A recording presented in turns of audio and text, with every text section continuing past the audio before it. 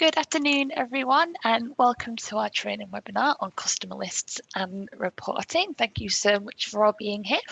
I know it is just past, so we'll go through the introduction and then people can join us as and when. So they've got a few minutes left. I hope you've got a hot drink on this cold day. So let's begin. You may be wondering who's talking to you right now. Well, have no fear. My name is Lauren. I'm one of the team managers here at Spektrix in the support training and consultancy department. I've been here just over 2.5 years, worked as a consultant, now a team manager, and I get to work with all kinds of lovely people, including Danny, but she'll introduce herself in a little while once I've gone through some housekeeping points and what we're going to be covering. So first off, I just want to let you know that this session is being recorded, and so you don't have to write everything down as we go. You can just sit back and enjoy and then refer to this all later, as we'll send it out to you, as well as with any articles that we mentioned, so you've got it as a full toolkit for you or for yourself as well. The training session today will last for a maximum of 2 hours, including time for questions, and with a slight break in the middle as well, just to let Danny have a chance to catch her breath. And if you do have any questions along the way here, you will see a Q&A button at the bottom of your screens. If you want clarification as we go or any questions, do pop them in there and I'll be monitoring that as well as Danny. So we'll either answer the questions in the chat or as we go if we know they're going to be answered along the way, or at the end of the training session as well. There's also the chat function, which I've already commented in today. So you can say hello, tell us a story, you're more than welcome to. Just a little thing on that one, it might default just to say all panelists. Now, if it does that, it just means me and Danny can see that. But if you want to say hello to a wider group, just make sure on the drop down you select all panelists and attendees. So before I hand over to Danny, who'll actually be leading your training webinar today, I just want to quickly mention the support centre. Some of you might be familiar with this, but essentially it's available to you 24/7, and it's got all of our articles on there and our resources to help you get the most out of your Spektrix. You'll find everything from how to set up an offer, information on all the types of reports that we have, and even how to troubleshoot your printer or box office app. You can use your support centre as the first port of call for any questions or queries you might have, and you can do this by navigating to an area you can't see, but just under here it has all your different areas of Spektrix, such as sales interface, insights and mailings, and you can also use this search bar here up in the top right. Whilst we're here, I'll show you our online dedicated group training page. Well, I'll show you where the button is, but I can't click into it. And this is where we update all of our online training offerings, and so you can get to grips even with the basics of Spektrix.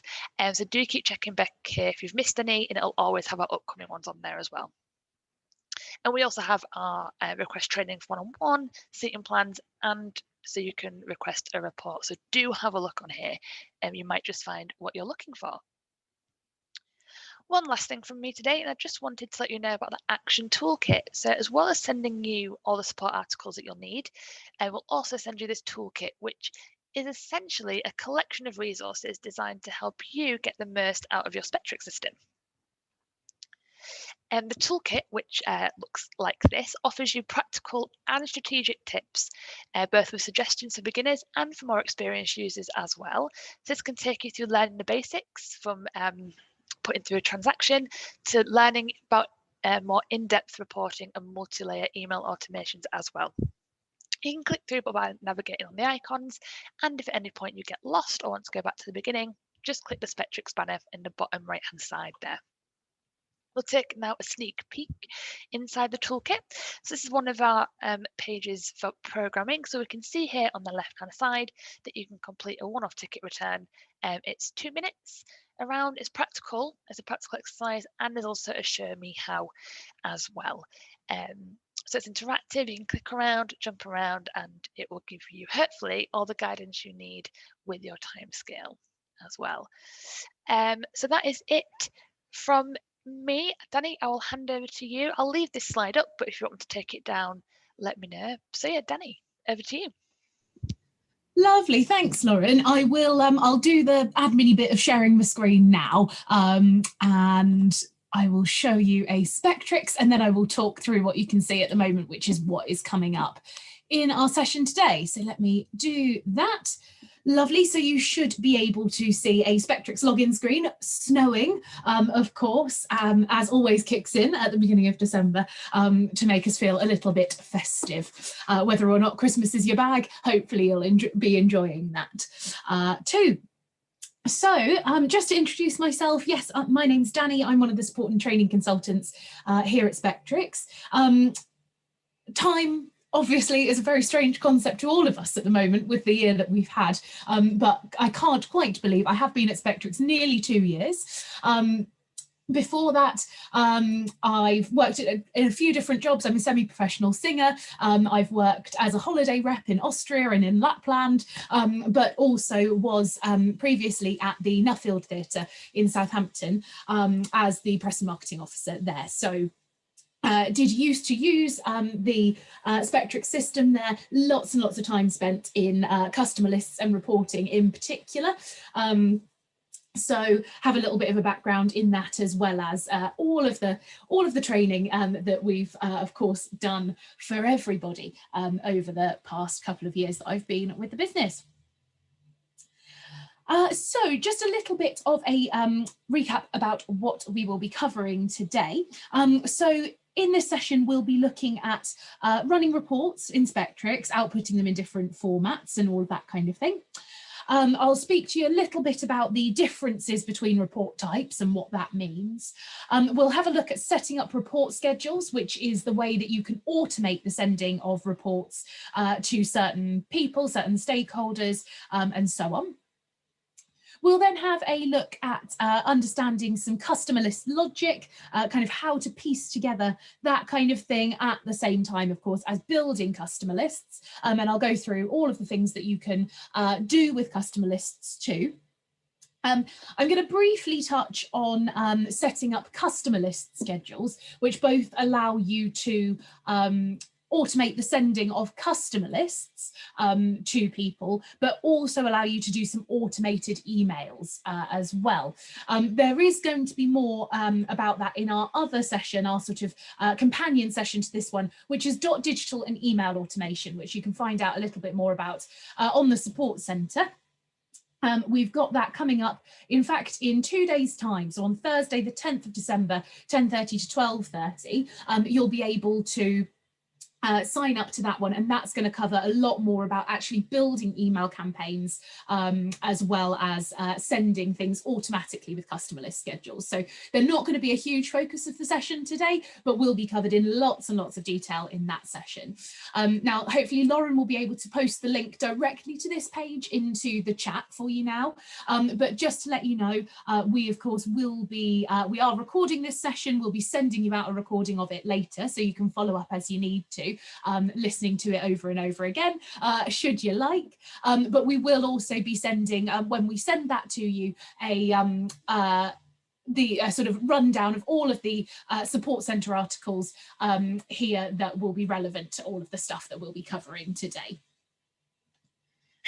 Lovely. Now I hope that you are with refreshments. I have an enormous cup of tea in front of me, so I'll be pausing on a couple of occasions to take a gulp. But of course, yeah, please don't worry too much about making notes and that kind of thing as we go through the session, because we will be following up on it. If you do need to step away from your computer or anything, whether that's to get tea or to answer the door for a Christmas package or something like that, then never fear, we will get you the recording of the session, so not to worry at all about that. Now, one of the things I start off by saying before we even head into Spektrix is that depending on the sort of data you're after, it might be that you need a report, it might be that you need a customer list, even a customer list run through a report. And we'll be touching on all of these kinds of things today, which we hope will give you some ideas. But of course, we are also here to help. So not only do you have the support centre at your fingertips 24/7, of course, you do have access to us in the support team when you need us. We are around from 9 till 9 every day for emergencies, other than Christmas Day. And we're always around at least 10 till 6 every day to help with any questions that you've got at all. You'll notice sometimes if you send in a question about maybe a report to use, or is it possible to report on, or something like that, we'll generally always ask you for as much detail as you can provide about what it is you're going to be using that information for, how you'd like it laid out. Really finding out what it is that you need the information for, how you're intending to use it, will really, really help us to understand what it is you're after, and to direct you in exactly, sort of point you in exactly the right direction to find what you need. So hopefully sort of finding out a little bit more in today's session about all of the things that are possible will give you some ideas on that. But please do, if you've got any more specific questions that we aren't answering in today's session, anything that's really, really specific to your organisation or what projects you're working on at the moment, then do please drop us a call or drop us an email, and we'll be happy to help with that. So let's actually take a look into a Spektrix. This is one of our training systems, and I'll just log myself in, and I'm going straight to the Insights and Mailings interface for us just here. Now, if you are new to Spektrix, or it's been a little while, I will be sort of giving us a little tour of what we can see here. But the first thing that I'll mention is just the control panel down in this bottom left-hand corner. This is where you actually change between interfaces in Spektrix. And the interfaces are just the different places in Spektrix where you do all sorts of bits and bobs. So the sales interface being where you sell tickets, merchandise, donations, memberships, where you create customers and all of that kind of thing. The Insights and Mailings interface that we'll be focusing on today, of course, for customer lists and reporting. Admin interface where you're building all of your events and doing lots and lots of different bits of setup, and so on. And again, we do have lots of online group training sessions coming up. So if there's anything that you're feeling a little bit like it's been a while since you've looked at it, and you'd just like a refresher, you are welcome to join us on as many of these sessions as you'd like. You're also welcome, if you want to come to them over and over again. If that helps you to get things in your mind, then do feel free.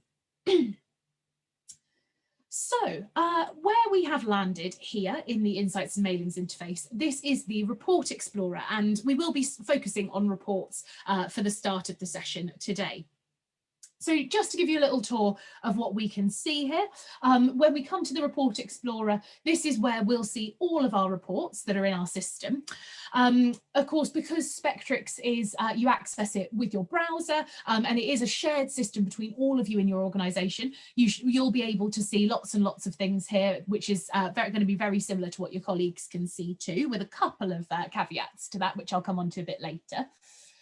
But the really first useful thing for me to point out is the little search bar in the top corner here. We'll be using that as we go through the session, but where you can type in a word or a partial word for the name of the report that you're looking for, and it will bring up anything with that, that collection of letters in it for you just there. Now we've got another couple of columns as well, so not only the name column, which you can order alphabetically or reverse alphabetically by clicking on the header. You can see what date a report was last run. We've recently added that in. It can prove a little bit useful for you if there's something that you know that your colleagues run but they haven't quite given you the right name of it or something like that. You can head to there. Lots of other reasons that can be helpful too. The other thing to mention is this column that we can see just here, where we've got the two different symbols. Now there is a blue box symbol there. Those are your standard reports in Spektrix. So those are the reports that absolutely every one of you has on your Spektrix system. Those are ones that we keep an eye on. We'll always be sort of working on updating, adding new ones. If we release a new feature in the system, then we'll sort of work that into some of the existing reports, depending on how relevant that's going to be.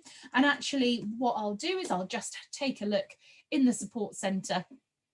If we have a look at the guide to standard reports in Spektrix, this is a really, really useful guide for you. It covers all of the standard reports that are in your Spektrix system, and also gives you an idea of what sort of criteria sets you can have on them, the description, what they're really well used for, other useful stuff, and gives you a little bit of an overview of what it's going to look like too. Now, I'll just give you a little tip, which actually I'm going to use again slightly later in the session too. As I mentioned, you access Spektrix with your browser. We recommend Chrome, but you might be using a different browser. It doesn't really matter which you're using. In any browser, on any page that you've got open, you're able to use the Control F shortcut, which will bring up a little search field just here or thereabouts on your browser. And what that is a text search tool.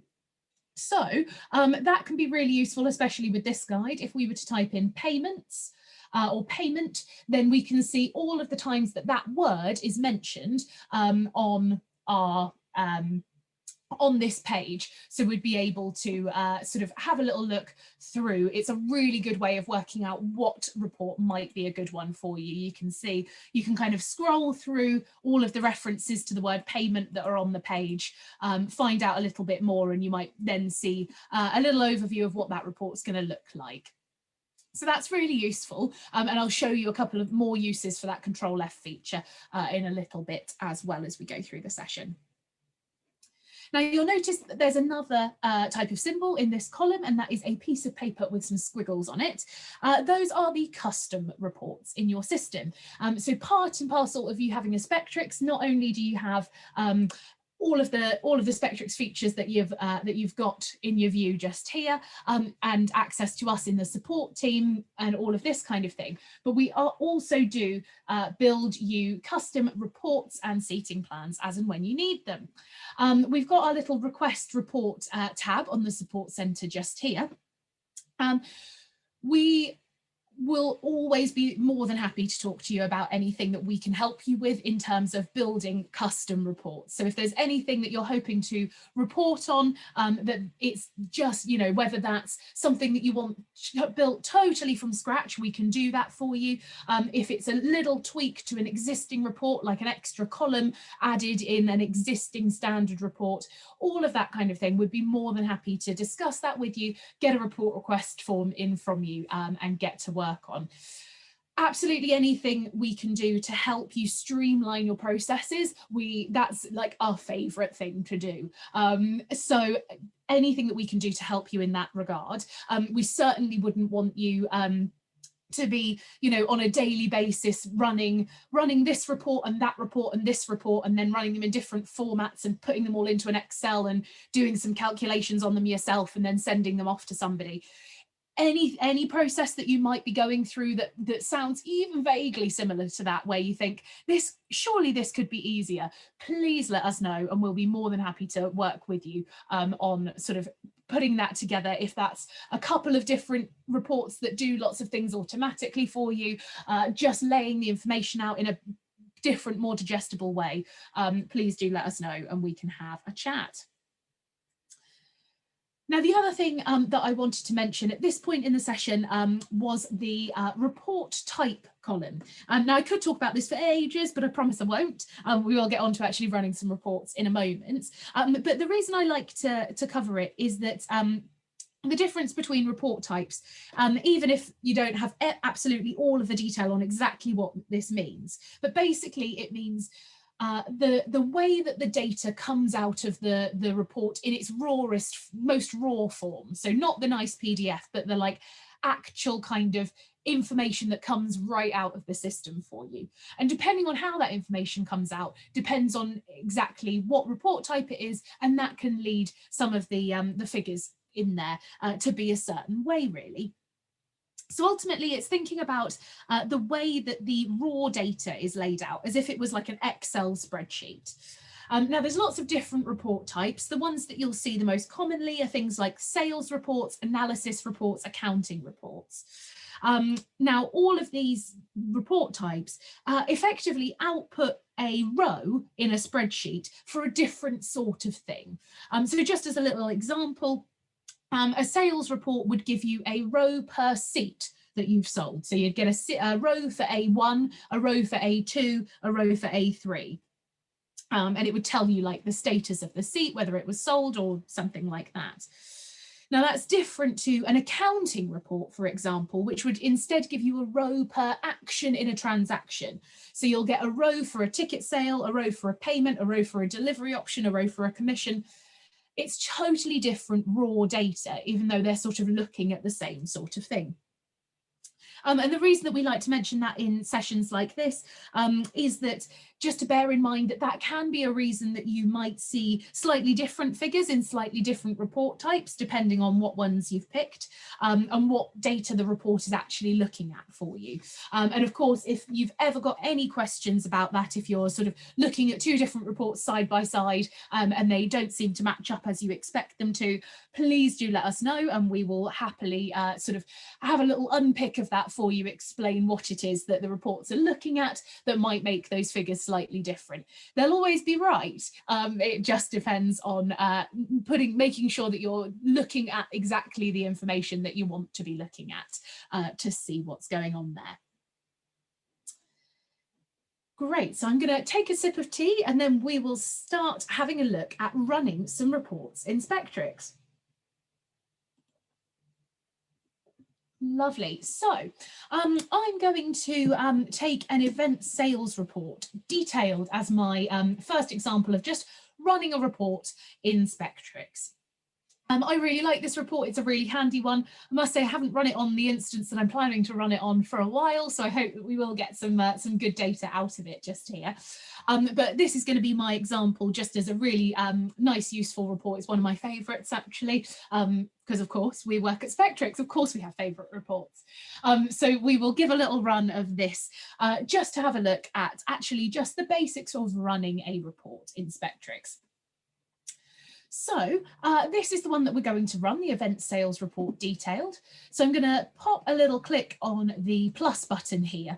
And what that does is open up the criteria sets that are available to me on this report. Now, criteria sets are what allow you to kind of specify exactly what information you want to see in the report.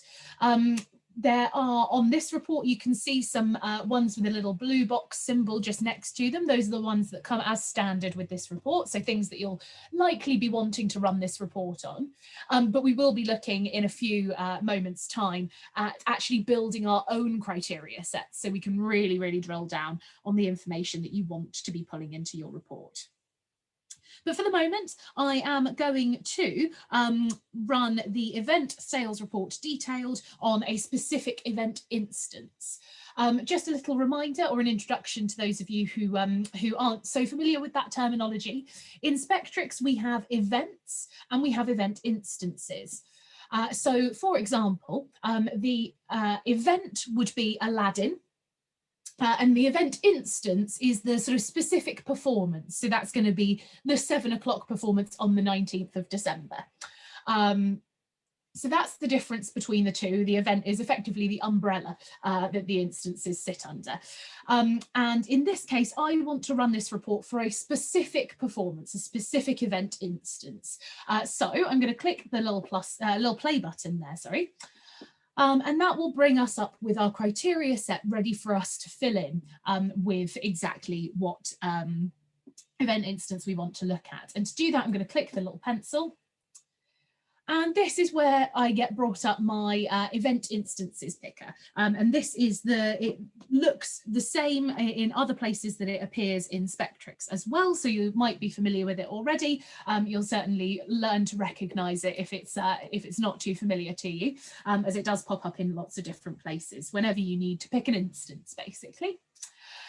So just a couple of tips on using it, which I hope will be handy for you.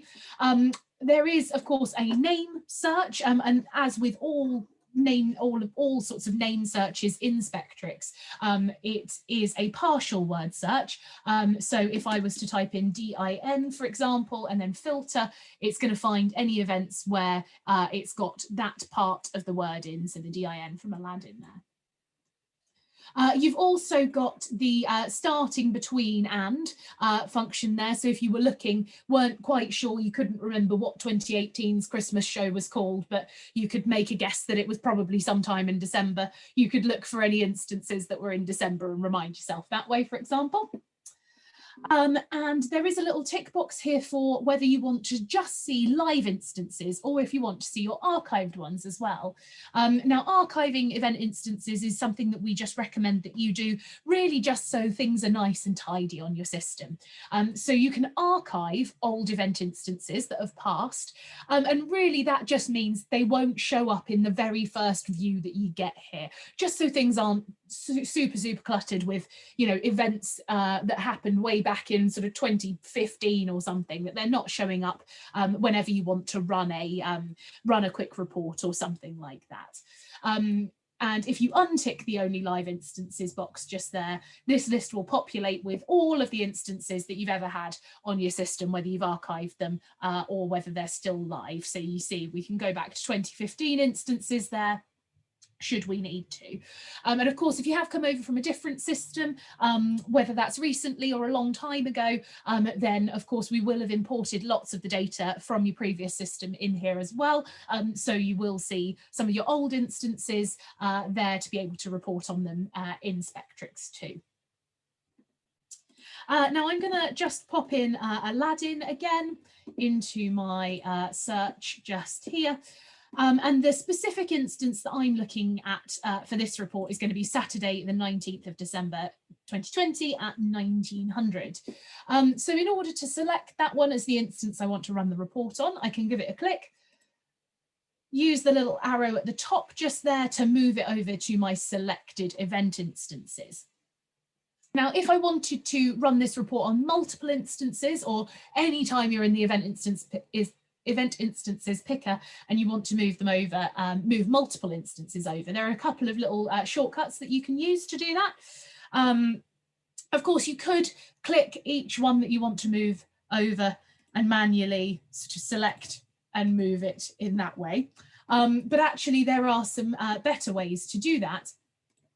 In that you can use some keyboard commands to help you. So if you were to hold the control key down on your keyboard, then you'd be able to select lots of different ones all at once and pop them over to the other side in a big group. If I just click in the white space here, that'll deselect them, or just deselect them like this. If I wanted to select all of the instances of Aladdin, I could use my Shift key, click the top one and then click the bottom one, and it will select everything within that, within those two clicks, and I could move them over that way. Same goes for if we're moving them back to the other side, if we didn't want to include those specific ones too.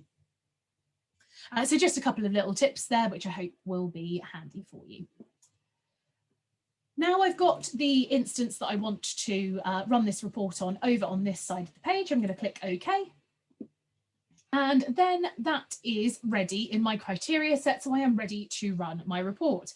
Now I'll just talk a little bit about the different sorts of outputs that we can have for a report. So by this we mean the sort of format that it's going to come out in. So if I run my report as a PDF, because I've got a nice PDF template on this report, it's going to do loads of clever stuff for me. It's going to look nice. It's going to have lots of lovely formatting, nicely laid out. It's going to do, especially this report, but lots of the others as well, do some really clever calculations for us, breaking down all sorts of different things. We do have some other formats that you can output a report in, and the key ones that you'll be that you'd ever really make use of are run as Excel and run as CSV. So if you were to run a report as an Excel, basically that's going to give you what looks like the nice PDF that's got all of the colours and the layouts and the calculations done. But instead of it being a PDF, it's going to be an Excel document. Now that can be really useful if you're going in and you're wanting to make some annotations, put some notes on it. It's also a really handy one if you were popping in a report request form to get a field added to this report or something. You could run the existing report as an Excel and then tell us exactly where on that report you wanted an extra column added and what you wanted it to say, how you wanted it to behave, that sort of thing. So that's a couple of reasons that can be useful for you.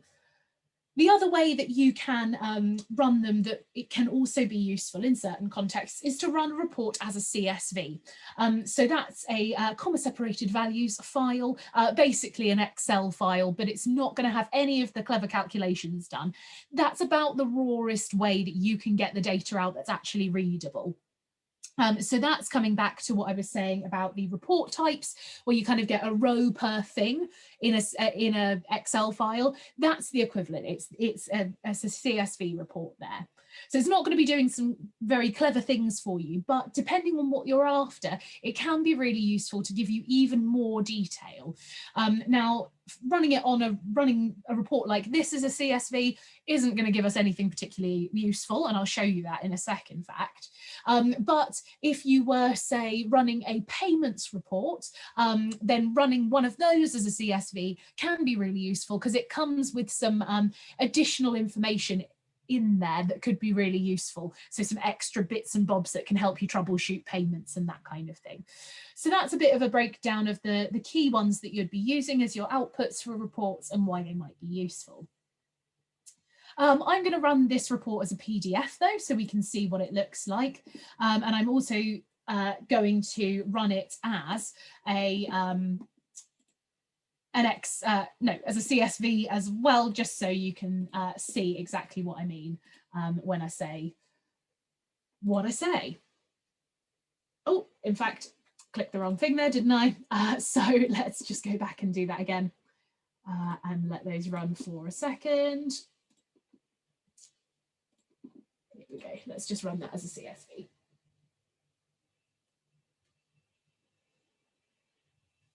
Great stuff. Now, when we run a report in Spektrix, the report sort of runs, you might have spotted it up in this right-hand corner. A little spinning wheel comes up while it's working on that for you. And once it's ready, it will become a link just up here. When you give a click on that link, it's going to download it to your computer in whatever way your browser normally does that.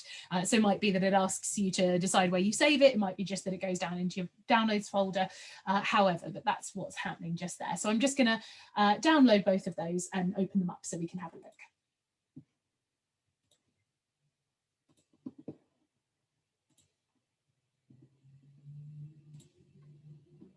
Lovely, and this is our report as a PDF. So that's opened in my browser, but it might be that it opens in a PDF reader of some description like Adobe or something like that on your own computer there. This is a really, as I said, it's a really great report. It's one of my favourites. The event sales report detailed breaks down lots and lots here for you. You can see that it's doing some really clever calculations. So it's looking at the capacity of the event. It's working out the gross financial capacity based on when the event was set up, your default ticket prices are.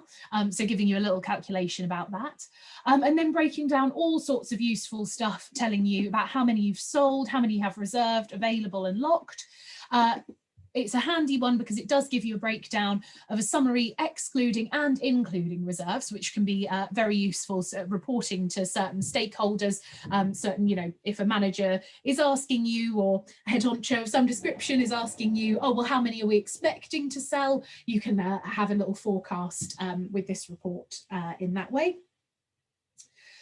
It breaks down how many locks, how many of what lock types you've got available, how many are sold, and so on. Also tells you your sales by sales channel, breaks down your ticket types by price band if you're using multiple price bands, by seating area if you've got different seating areas on your seating plan for the event instance that you're running it for, and also gives you a breakdown of the comps that you've sold for that event. So that's calculated basically by looking at any ticket that has been sold for £0 and 0 pence.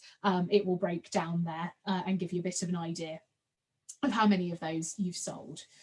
So you can see that brings you lots of different information. There's various ways to report on all of these kinds of things in different ways as well. So don't feel like this is the be all and end all if you want to find out sales by sales channel for a certain event instance. There are other reports that can show you this sort of information laid out differently, but that's why the the guide on standard reports that I mentioned can be a really useful one to get you an idea of what's going to be the best report for you. Just to show you as well what that CSV looks like, if I open it up, this is actually the exact same data that we were just looking at in that nice snazzy PDF, but this is how it comes out raw. And I like to show you this not just as a way to show you how to output a report as a CSV, but to also sort of demonstrate quite how much a report template can do for you to help you out. This is of no use whatsoever. Like, you'd have to do loads of manual calculations. It's not doing anything clever. It doesn't really show you exactly what you're expecting to see. It's a bit of a mess of stuff.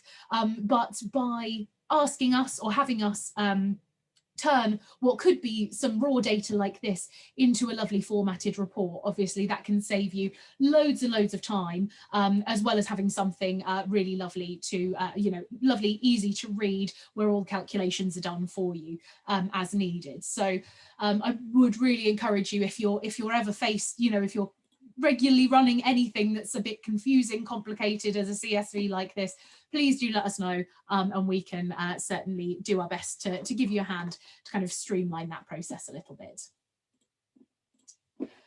I'm just going to give a run of another report for us so that we can see something else before we move on to having a look at criteria sets in Spektrix. I'm going to show you the payments and activities report detailed. Or in fact, no, I've changed my mind. I'm going to do the payments and activities report. Again, this is one of those cases where actually having a look in this standard reports guide would sort of explain to you a little bit of the difference between the two just there. I want to run you this one just to show you that it is obviously a really useful, clever report when it comes to financial reconciliations and that sort of thing, but also to show you a little bit about the date picker that we've got in Spektrix. So the payments and activities report is an accounting report, so it's going to tell you about payments and refunds that you've received. So it mentions payments just here, but that also does cover refunds that you're giving to customers, whether you've sold any account credit, gift vouchers, if gift vouchers or account credit have been spent on your system. So all sorts of stuff that it can show you. But this gives me a good chance to talk about the date picker. So for a report like this, we would want to run it over a date range.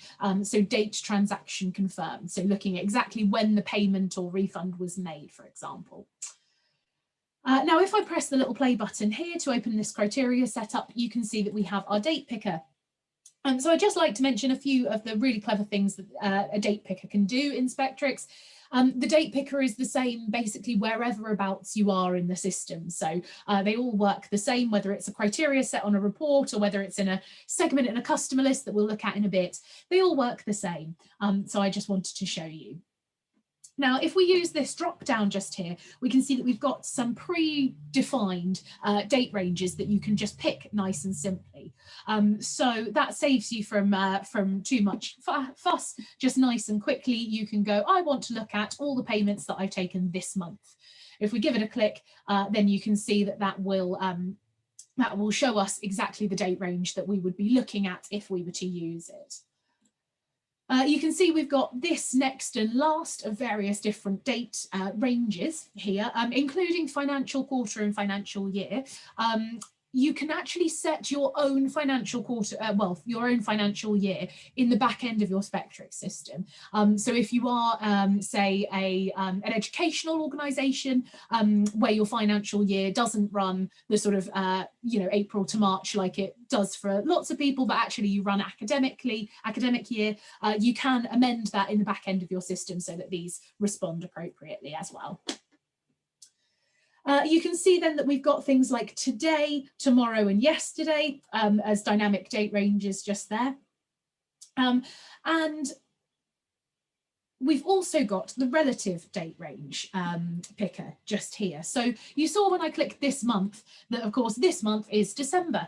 So it's looking at the 1st of December to the 31st of December, even though some of those dates are, of course, in the future. Now, actually, if we wanted to, instead of looking, say, at this month or this year, which is 2020, of course, don't we know, but you actually wanted to look at a year to date, so or a month to date. So instead of looking at the whole of December, actually we want to look at the 8th of what month comes before December? November, the 8th of November to the 8th of December. We could use a relative date range for that. So we could say that we want to look at everything that's happened between 31 days ago and today. And you can see that will sort of work that out for us. That's also that, as I mentioned, is a really good one for saying a year to date ago or 2 years ago from today, and so on. And you've got a few options there. You've got first recorded date. Today we've got amount of days in the future as well that we can sort of dynamically relatively pop in there. One of my favorite references in Spektrix, the end of time, but basically up until you have got data in your system, so as far in the future as we have in your system, it will look, and so on. So you can be a little bit clever with how dynamically you use those too. But of course, you do also have the fixed date range. So if you did want to look at exactly the 8th of November to the 8th of December, you can, of course, come to the calendar, click exactly what dates you want to look at, and it will do that for you as needed. Now, if you just wanted to look at transactions that happened on the 8th of November, then we would pop in the 8th of November to the 8th of November. And that just means it's only going to look at that day. If you also do have the ability to leave these fields blank as you need to. So if we leave both of them blank, that means it's going to look at any transaction that has ever happened ever, because the date range is whenever. If we popped the 8th of November in here, it's going to run that report for any transaction that was confirmed since, well, including and since the 8th of November, and all the way up until like the moment that you run the report. Conversely, if we were to leave the first field blank and pop the 8th of November in the second box there, it would look at any transaction up to and including the 8th of November, but nothing that's happened since. So there's lots of different ways that you can to use that to your advantage. I'm going to run this report on, let's go this year, why not? I'm just going to run it as a PDF. It might be a little bit big, so it might take a moment to run, but it will give us all a chance to have a sip of tea. And yes, we will wait for that to finish running and we can have a little look at it.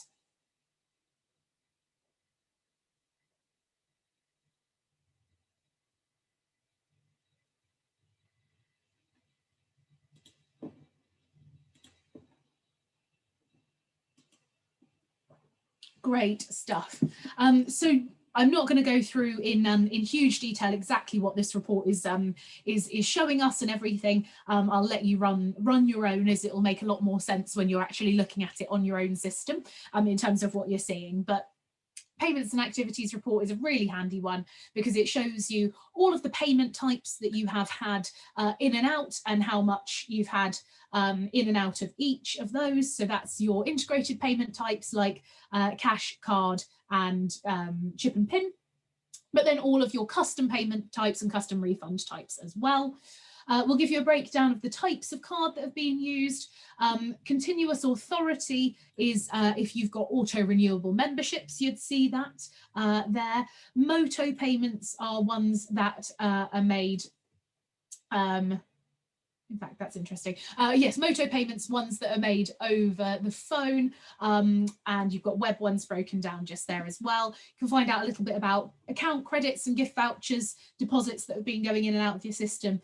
And then, as it says on the tin, it's an activities report, so it will break down how all of these takings that you've had or refunds that you've made break down by what they've been used against, or what they've been in orders with.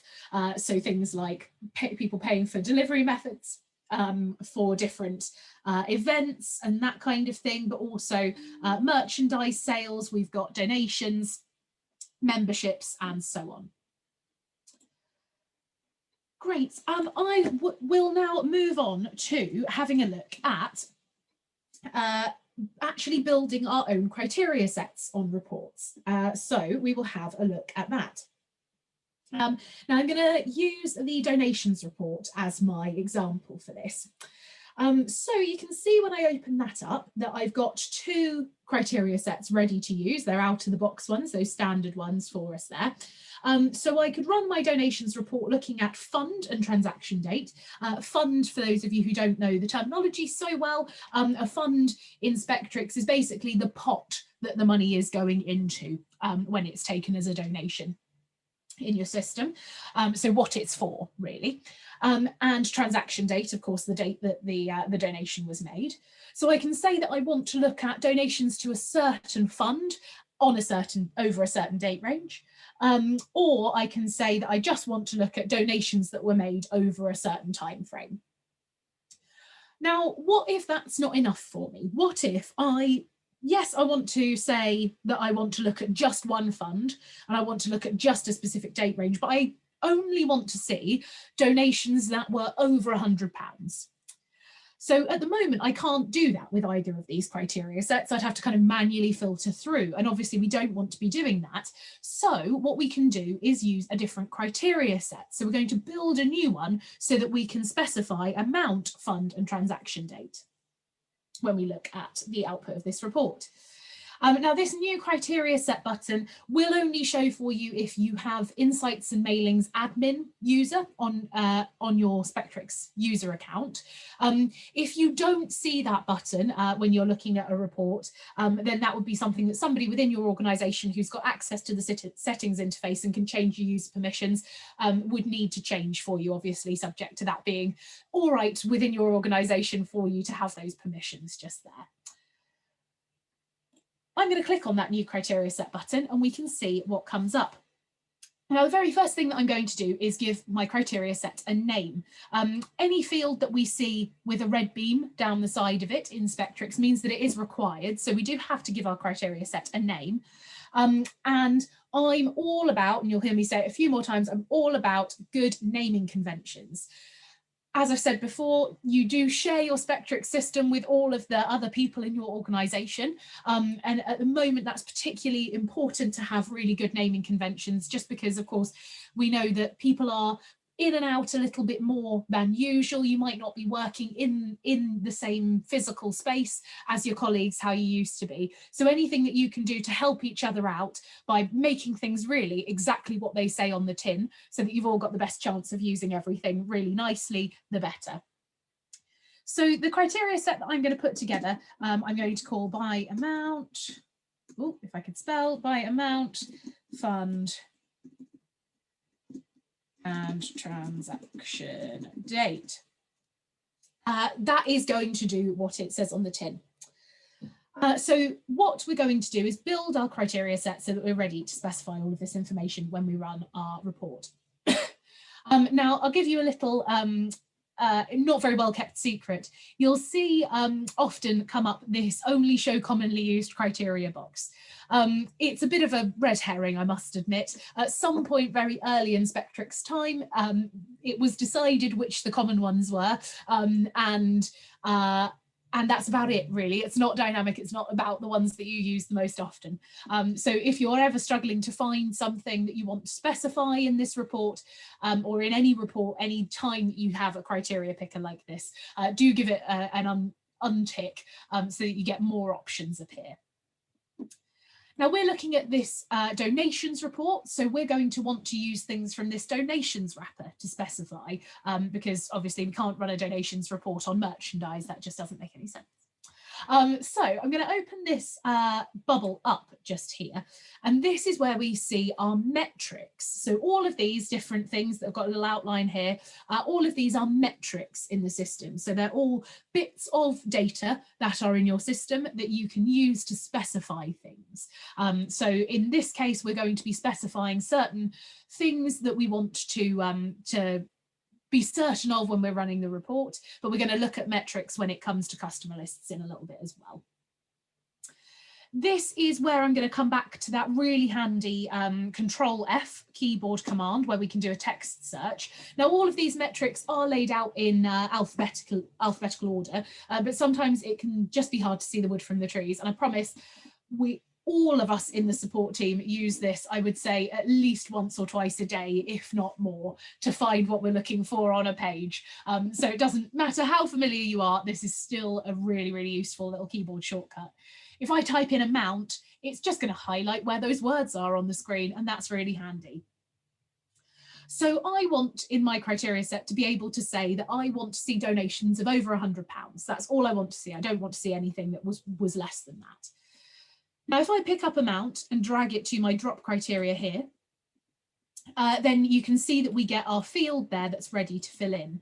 Now, I know that in a couple of minutes, I'm going to run this report to just look at donations of over £100.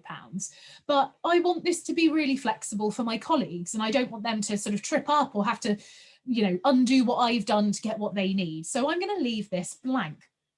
And I'm actually going to do the same when it comes to fund, and that's going to make a little bit more sense. So if I drag fund down here, you can see this is going to bring up a pop-up of all of the funds that I've got on my system that I could run this report on. Now, I could select the one right now that I want to run the report on, but I'm not going to. I'm just going to click OK.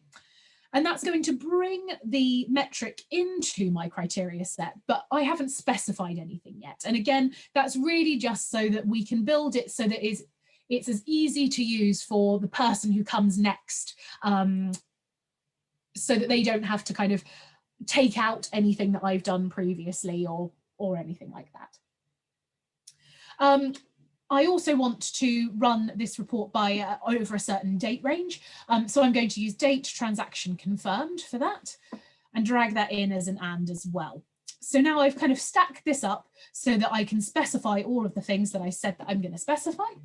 And I'm going to click save. Now, once I've done that, we can see that it is a new criteria set just here.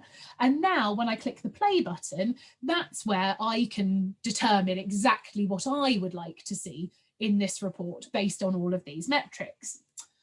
So this is where I can choose that the fund that I want to look at is Invest in Tomorrow's Playwrights. I can specify there that I want to see donations of over £100. And again, this works the same as our sort of date picker in terms of what we can leave blank. If I put 100 in this first box and leave that blank, it's anything that was over £100. Again, then if I was to do between blank and 100, it would be any donation of any value up to £100, but nothing else. Or even if I did 100 and 100, it would just show me donations that were exactly £100 worth. I'm going to use my predetermined date range. I'm actually going to use last year on this report, and I'm just going to run it as a PDF in a second. With lots of things like this in Spektrix, I always like to just give it a read before I click go, just to make sure that it does seem like I'm getting the right thing here. So we can read it from the top and we can see that we're looking. If I click run as PDF, we're going to be looking for donations where the fund is Invest in Tomorrow's Playwrights, where the amount is £100 or more, and the date transaction confirmed is last year. That is exactly what I want to see. So I'm going to run that as a PDF, let it run, and we'll have a look at it together in a second.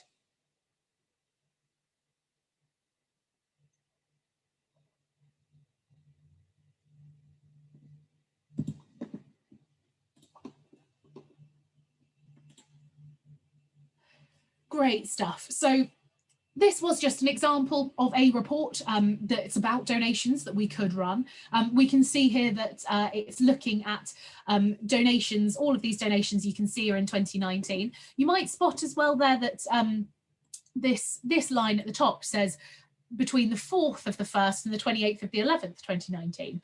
And you saw me just then run it on last year. What that date range there is showing us is that, yes, I did run that report on the whole of 2019, but the first donation that fit the criteria that I set happened on the 4th of the 1st, and I didn't have any donations that fit that criteria between the 28th of the 11th and the end of that year. So that's just showing us the date range that all the donations are the donations were made that are pulling into this report. And you can see it breaks down a couple of bits and bobs for us: the date, the donor name. There are a few columns here that are specifically related to things that you might be capturing and logging if you are using the opportunities interface in Spektrix. Not everybody has one of those or uses it, but just so you know, if you were to see that and wonder what it meant.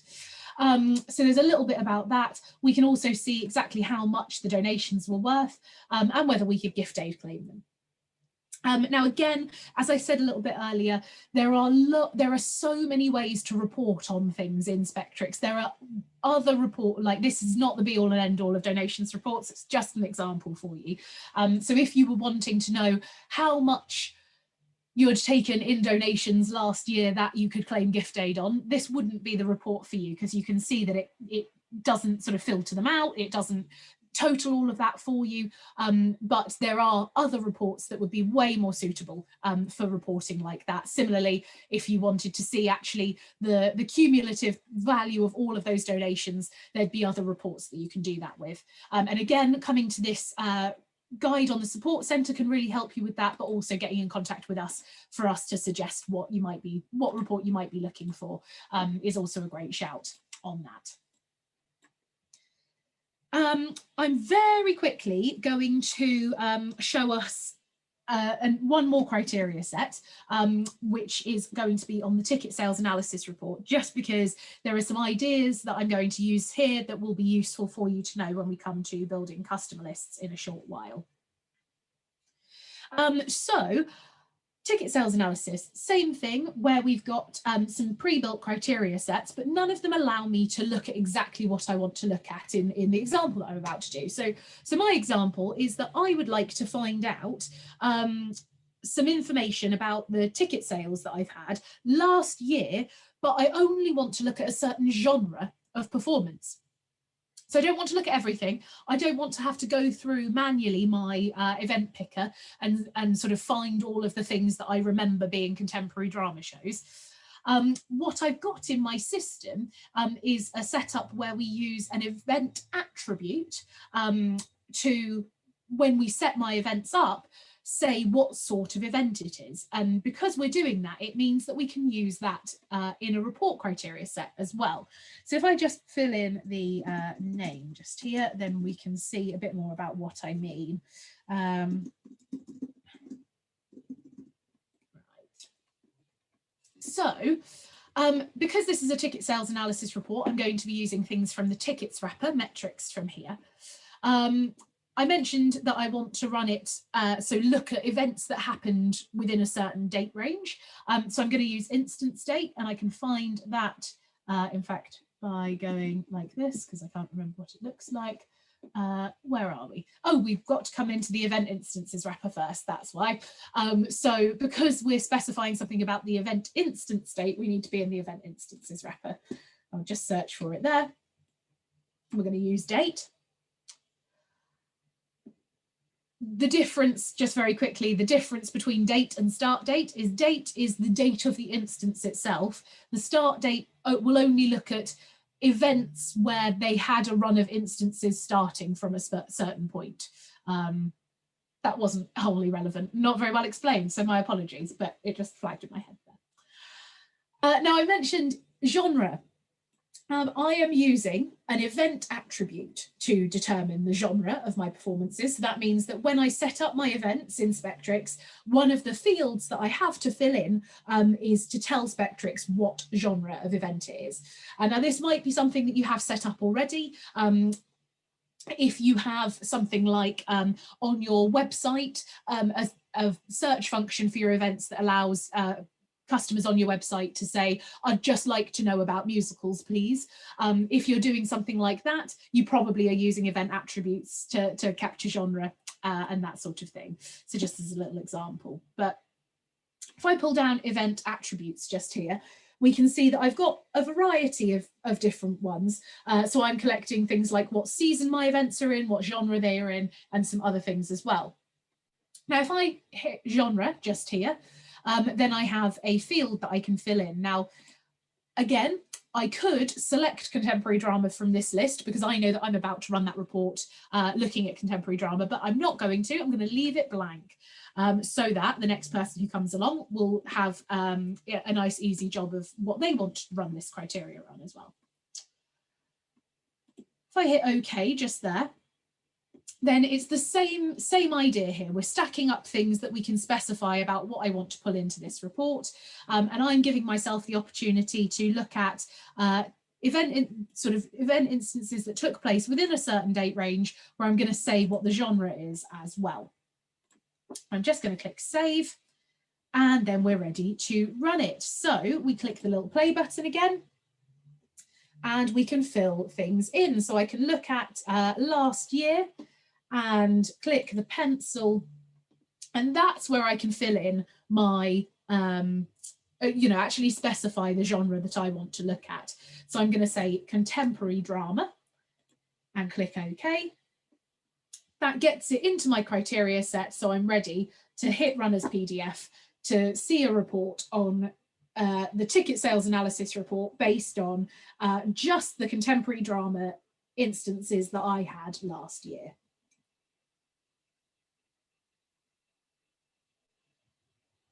Righty-ho.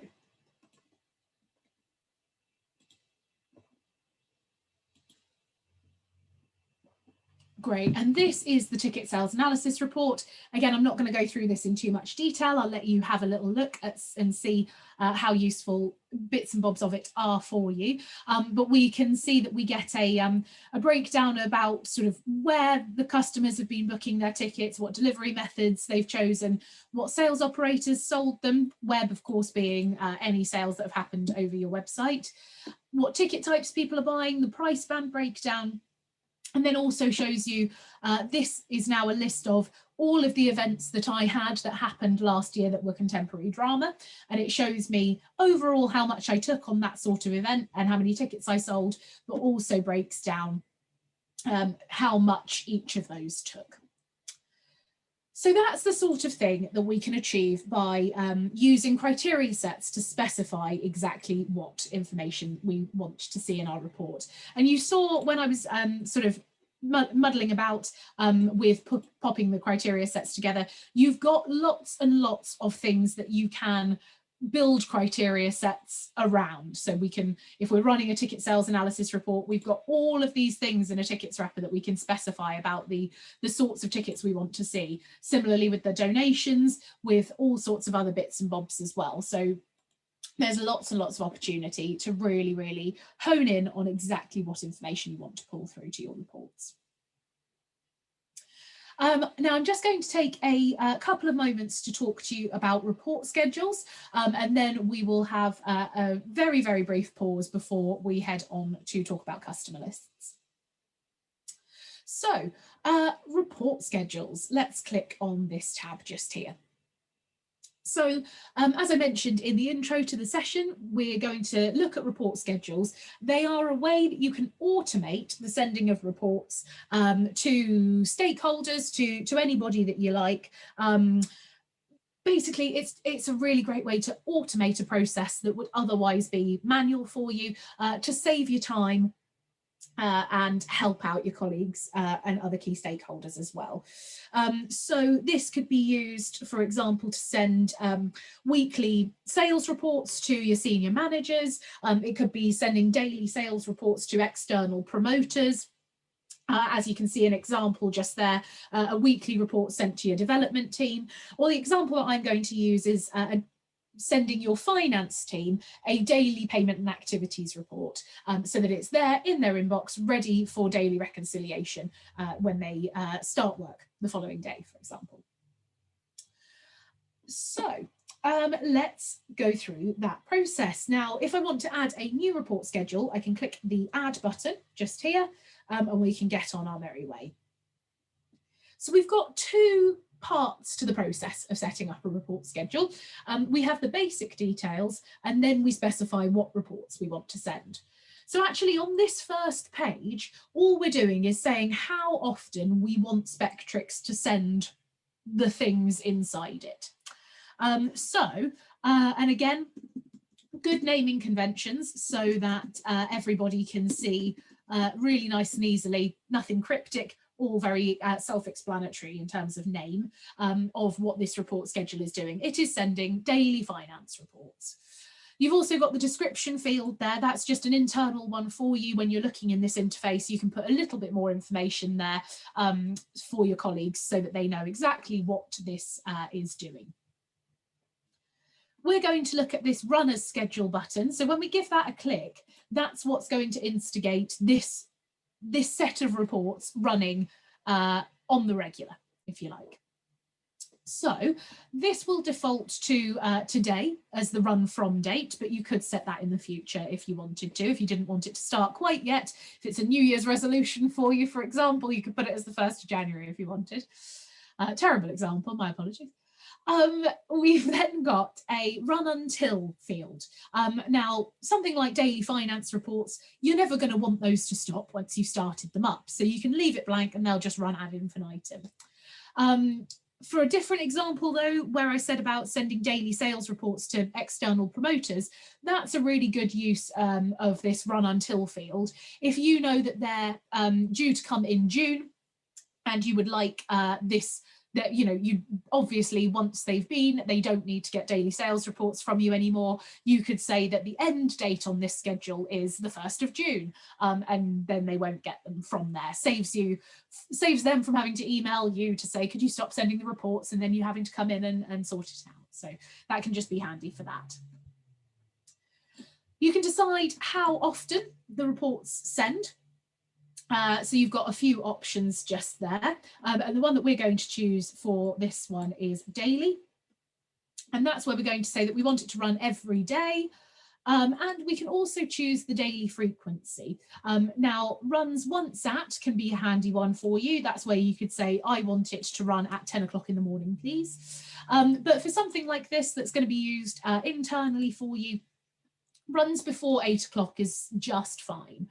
So runs before 8 o'clock just means that while Spektrix is doing all of the many jobs that it does for you while you're asleep overnight, one of those things is going to be sending this report. So you're sort of saying, rest assured, it will be with them by 8 o'clock in the morning. It might send at 2 o'clock in the morning. It might send just before 8. It will be with them before 8 o'clock. So it's going to be ready for them when they start work. So that's just us deciding how often we want them to send. And then we just determine what the them is. So these being the reports that we want to send this regularly.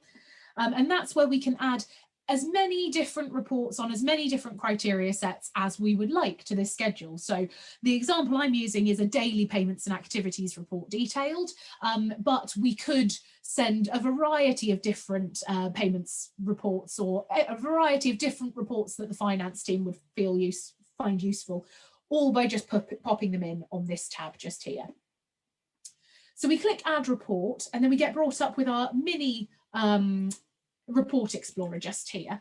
And the reason I say mini, even though it looks very similar, is that when we actually open the report up, all we have is the option to select this report and criteria set.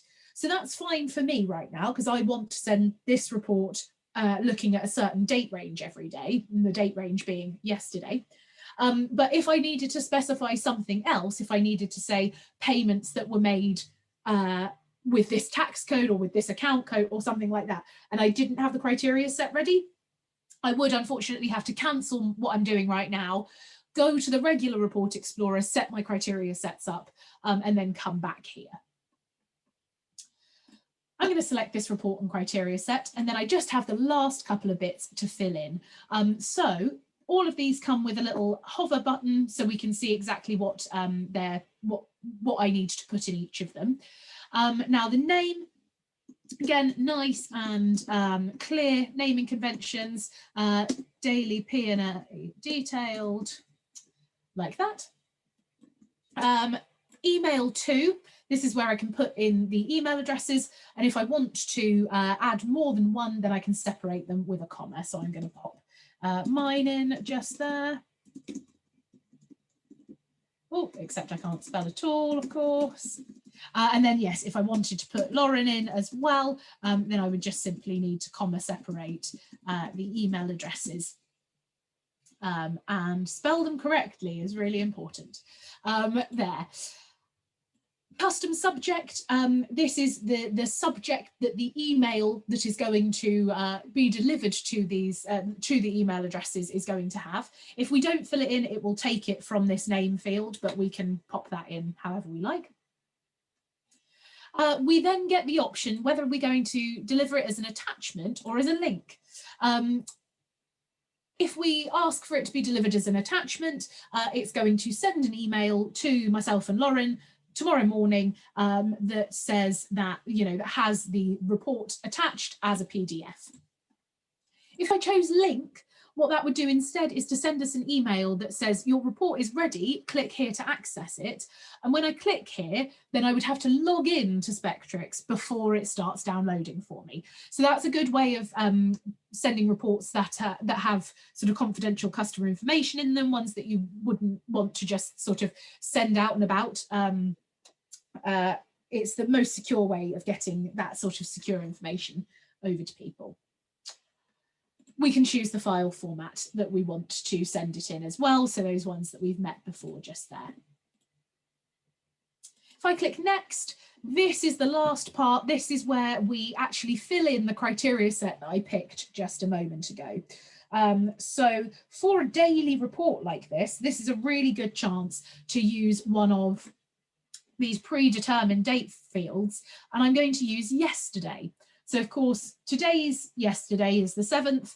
When this report goes to run tomorrow, it's going to look at yesterday. So that's going to be today, of course. So it's a nice dynamic one for you to use so that you know that it's got longevity and it will just keep running itself, looking at transactions from the previous day when it runs. So we can click OK. We get a little sort of view of what we've just done, and really importantly, make sure that you remember to click OK just there to save those changes. It's really easy to forget and navigate to somewhere else, and you'll lose the changes that you've made. So you must save it just there.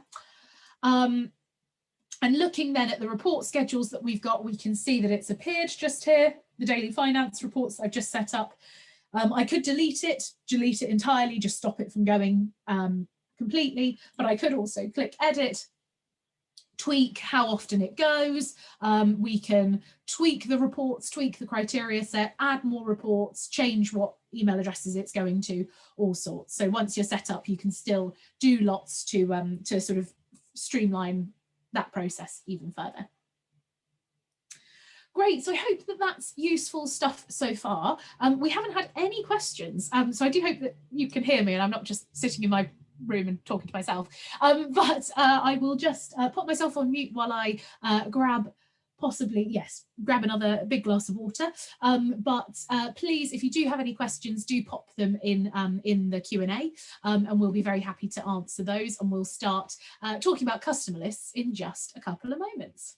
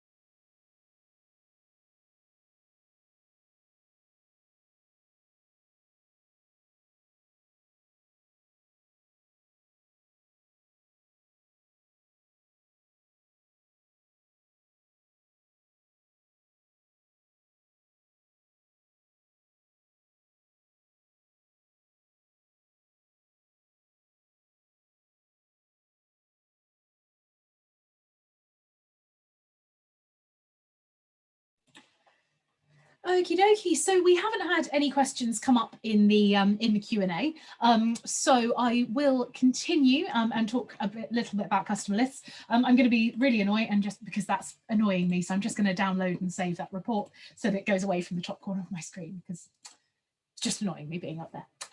Anyhow, let's chat about customer lists.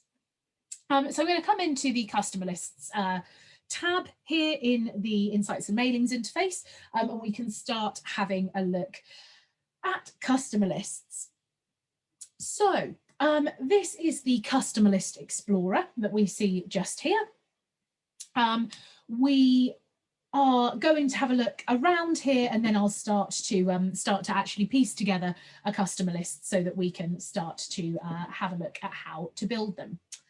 Now, in terms of what a customer list is, of course, I'll be talking a little bit about what you can do with one shortly, but a customer list is really what it says on the tin. It is a list of customers. So if you're hoping to find out sort of very specific things about how many tickets you've sold for a certain event or something like that, then of course that's the sort of thing that you'd want to report for. A customer list, though, will allow you to segment based on customers' behavior, and it can output a list of customers, so simply a list of the customers who fit those criteria that we're going to start setting up. But we can then also use customer lists for other things, most commonly those other things being sending them mailings. So that's either logging sends of postal mailings to them, or actually sending them emails via your .digital integration if you've got one, or sort of building lists so that you are ready to send emails. And again, that's going to be something that is covered in more detail in the session on Thursday, which you're welcome to sign up for if you do want a little bit more of a background on that. Great, so this is the customer list explorer.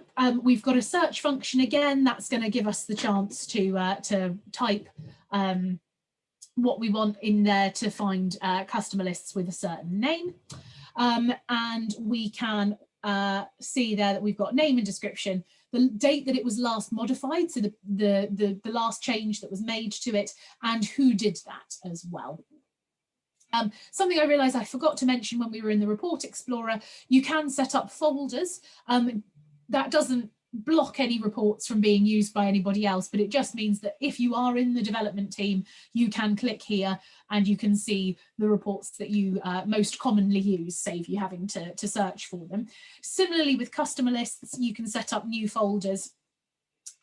So again, if you are in the development department, then you can give it a click, and there are all of the customer lists that pertain to what you're doing. So it's just an organizational tool really, that you can use should you like. It doesn't stop anybody else being able to access them. It's just a bit of a handy way to categorize things should you need. Now, I'm going to start us off on the path by clicking the new customer list button to build a new customer list. Now, I'm going to go against my own advice here, but please don't, yes, please do as I say, not as I do, as it were. Customer lists, it's absolutely great. Again, naming conventions, I'm being really annoying, I know, but naming conventions are so useful. It's really good to have really, really clear naming conventions on your customer lists so that it's really clear to absolutely everybody what it's doing, why it's doing, what it's for, etc. I'm going to go against that advice because this list is going to do a multitude of different things, because I'm going to give a few different examples of different things that you can do with a customer list. So I'm going to be really annoying and call it this. But yes, what it says on the tin is what you want in that name field so that everybody knows what it's doing and why. But I'm going to click OK, and that's going to bring me to my customer list builder, which is where we're going to start pulling things together. Now, right now, what I've done is I've just made the start of a customer list, and because I haven't done any segmentation, I have not specified anything about who I want to see in this list. That means that it is technically a list of absolutely everyone who has ever existed on your system ever. Because I've not drilled down to specify who I'd like to see. So it's absolutely everybody right now. And we can see how many people that is by clicking on this update count button, which is a really, really useful button that we'll come to sort of use quite frequently as we put our customer list together. So we can see that if I'm not specifying anything about customers yet, then that is that's how many customers are in this list. The first example that I'm going to use for what we're going to do with this customer list, so we can sort of have a look at building something that's going to be useful to see, is that I'm going to use this customer list for a mailing. So it's going to be used for an integrated email, so that I'm going to use, so a marketing email that I'm going to send to my customers via my .digital integration. So in order to be eligible to receive this mailing, customers would need to be active customers who have an email address and have said yes to my contact preference that allows me to email them. So that's going to be our example of what we're going to put together. I'm going to talk to you a little bit about how we pull in all of those different things. Now, to start specifying that we only want to see active customers who have an email address and a yes to email contact preference, we're going to need a new segment to do that. So I'm going to click new local segment, and that brings up the chance for us to find the types of segment that we have available to us in a customer list. So just to take a short aside while I talk to you a bit about that. Now, the ones that I'm going to talk to you about predominantly are going to be the top 4 in this list of types of segment, and I'll explain what that means in just a tick. So we're going to look at booking, customer, marketing, and purchasing.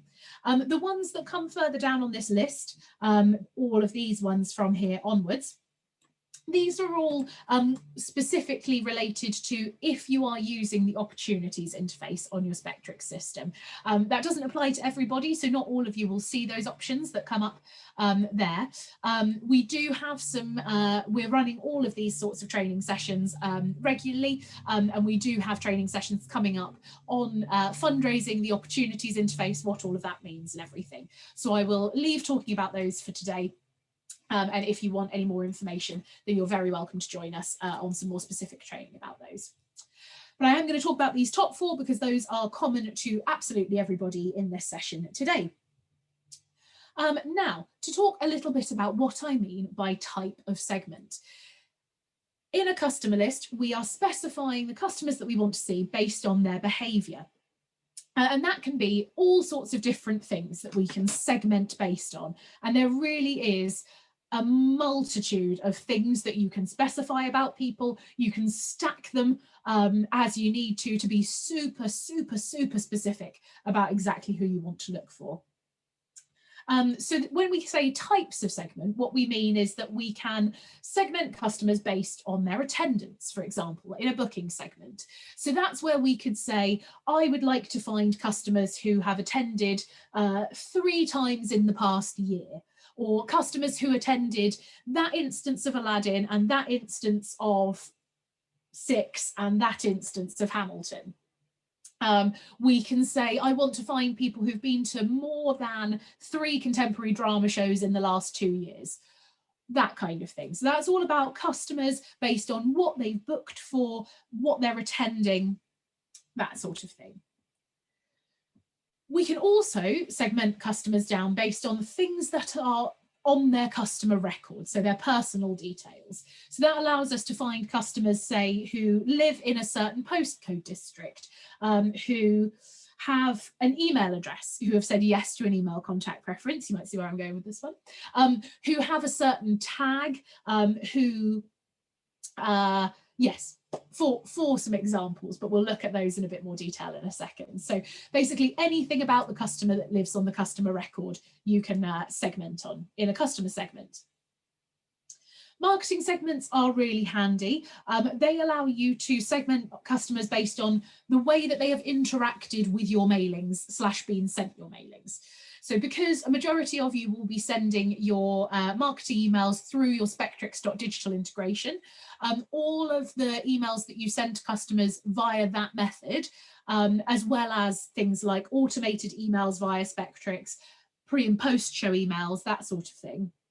All of those are logged against your customers in your Spektrix system. So you can segment based on them. So you can say, I'd like to find all of the customers who received that specific email or who have received an email in the last year.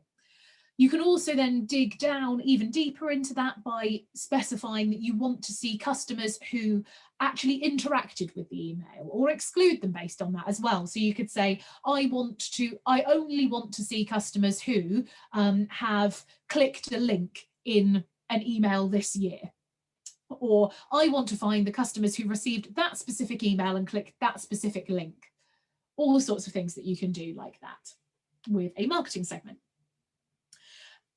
Last one that I'll mention now is purchasing segments.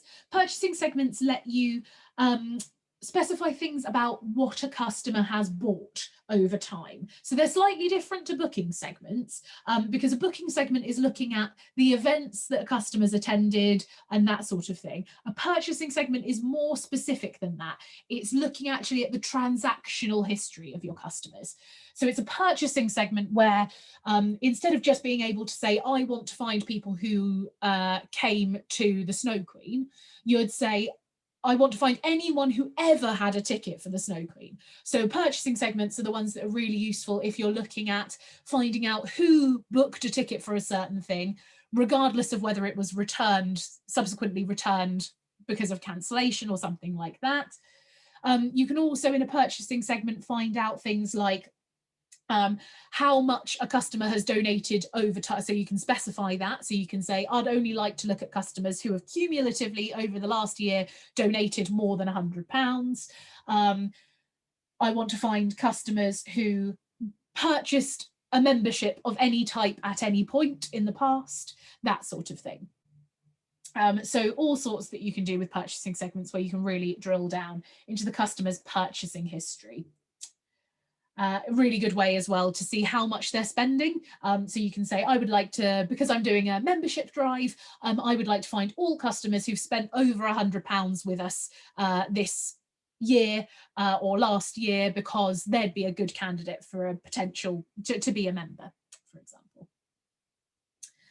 To start us off, though, on the example that I've chosen for this first bit of the customer list, where we're going to send a marketing email, I am going to call this segment has email address and yes to email contact preference.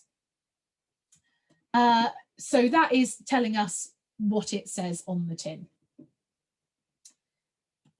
It's going to be a customer segment because it's about information that we will find on a customer's record. So, again, this only show commonly used criteria, give it an untick so that we can see even more. And just a little bit about what we're seeing here. Each of these bubbles have got metrics in them, which we'll look at in a second. But just because it's a question that we're often asked, what's the difference? Now in Spektrix, you have two different types of customer record that you can set up for people. You've got individuals, so people, and organizations. So obviously those are things like schools, businesses, and that kind of thing. Organizations, though, they don't have hands, they don't have their own bank account, the organization can't answer the phone. An individual does that for them. So that's the difference between them. An individual is a person, an organization is the building, and individuals can facilitate things for organizations, like a teacher books on behalf of the school. When we look at customers, though, that's the umbrella term for both of these types of customer record. So a customer is either an individual or an organisation. So I hope that makes a little bit of sense. Now, this is going to be a marketing email. So actually, I'm interested in individuals today. And we can then open up the bubble here, and that is going to be where we can start to determine exactly who we want in this customer list. So we've actually got a handy metric. If I type in has, then we can see that we've got certain things like has email address. So that's a really easy way for me to find people who have an email address on the system. Of course, I want my count when I look at how many people are in this customer list to be really exact, how many people it's actually going to send this email to. So I want to make sure that I know that they have an email address so that I know that I can email them. So I'm going to pick up has email address and pop it down into my criteria here. Now, Helen, in answer to a question that you asked a few moments ago, when we first came to that customer list and I said it includes absolutely everybody who's ever been on your system ever, that includes customers who are active and customers who aren't active, so who are inactive on your system. And you can see actually when I popped has email address into my criteria just here, it came down with a kind of assumption, if you like, that if I'm looking for that, I probably only want to look at my active customers. Now, just a quick note on that. You can't delete customers in Spektrix. There are a few things that you can't delete in Spektrix because they link up to all sorts of other things. There's audit paths. You can't just take them out. You can't just hard delete them. But you can deactivate customers or ask us for some help to deactivate customers in bulk. There's absolutely no automated process for that. So we don't determine who should be active on your system or not. We don't deactivate them just, you know, automatically for you. But you are welcome to ask us to deactivate certain customers for you. So it might be that you want to deactivate customers who were created 5+ years ago, who have never booked a ticket, who've never opened an email, just because then when you're looking at who your actually active customers are, they're not really your active customers because they don't interact with you at all. So if you wanted to look into some database tidying like that, we'd be more than happy to help. Lauren mentioned a little bit earlier our action toolkit. That's got some that we'll be sending out to you as a follow-up to this session. That's got some tips on how you can do that sort of thing. To get customers deactivated. There's other reasons that you might want to deactivate customers, things like if a customer actually has asked to be deactivated from your system, then you can do that. If you've had a customer who has moved and will no longer attend your organization anymore, then you could deactivate them. All sorts of things like that. But generally with customer segments like this, the assumption will be that you only want to look at active customers. Now, we want to find people who have an email address. So now I've dragged that down, I do need to make sure that I've got a tick in that box to make sure that the customers, yep, they tick, do have an email address. I've also mentioned that we need to find customers specifically who have said yes to an email contact preference. Now, this is where I can use my contact preferences metric just here to drag that down. And this will list out all of the contact preferences that I have on my system and allow me to find people based on the one that I am looking for. So I want to find people who have said yes to the email contact preference. Really, really, really important. You need to make sure that you click the add button when you're at this point. We need to be able to see it here. It's an easy one to forget, but if you don't do it, then you're going to find everybody ever who is active and has an email address. You won't have specified your contact preference. So it's really important that you make sure that you've clicked the add button once you've done that. At the moment, of course, we're just looking at people who've said yes, so a tick in that box. You could look for people who've said no. You could look for people who've not been asked. That's just a few other things that you can do in this view. And you can see here as well that we've got lots and lots of other things that we can specify about customers in a customer segment. So this is all I'm going to do here, but we could continue to stack this to be really, really specific about who we want to see in our list. So we've got things like what date they created their account, if they've got account credit balance, what their billing address or delivery address is, what their postcode area is, if they've never booked, what tags they have. One thing that I forgot to mention that you can do with a customer segment earlier is that you can find people who have an active membership of a certain type, and you can just carry on dragging these down to be super, super specific as you need to be. But for now, I just need to make sure that I've found people who fit this bill. So I'm going to click OK to create my segment. And again, a really important thing to bear in mind, I have now created a segment in my list. It's in my list of local segments. I still need to remember, and it's very important, I still need to remember to actually drag this segment into my customer list. Only once I have dragged it onto the right-hand side of my screen is it actually going to affect how many people are in my list. Really important one to remember. Little tip for you though, when you do that, I always recommend that as soon as you drag in any segment, that you update the count of your customer list. The reason for that is that it gives, like, the count, of course, looks at how many people are in that list at any one time. You might know this from experience, you might have had it before, but I certainly have. It's really, really frustrating when you do what you think is some really clever segmentation. You build a whole load of segments, you stack them all up, you get them into your list, and then, you know, at the end of that process, you click update count and there's no one in the list, because there is a mistake somewhere in one of those segments that's thrown everything out. There's no way of troubleshooting that other than to sort of take everything out and go back from scratch. So actually, it's a really good idea to just update the count whenever you make a change in your customer list builder, so that you know that the change that you've made looks realistic, looks like it's doing what it should be doing, that the number seems reasonable, the change seems reasonable. It doesn't just take the count down to 0 when you think that there should be 500 customers in there, for example. So that segment that we've just built is something that we would really commonly use. It's very common that we're going to be sending emails, so it's really common that we would want to find people who have an email address and yes to email contact preference who are active. As such, there is a feature in Spektrix, which is the Segment Explorer, which is where we make our global segments. And this is what we can see here that I hadn't mentioned yet. It might have caught your eye.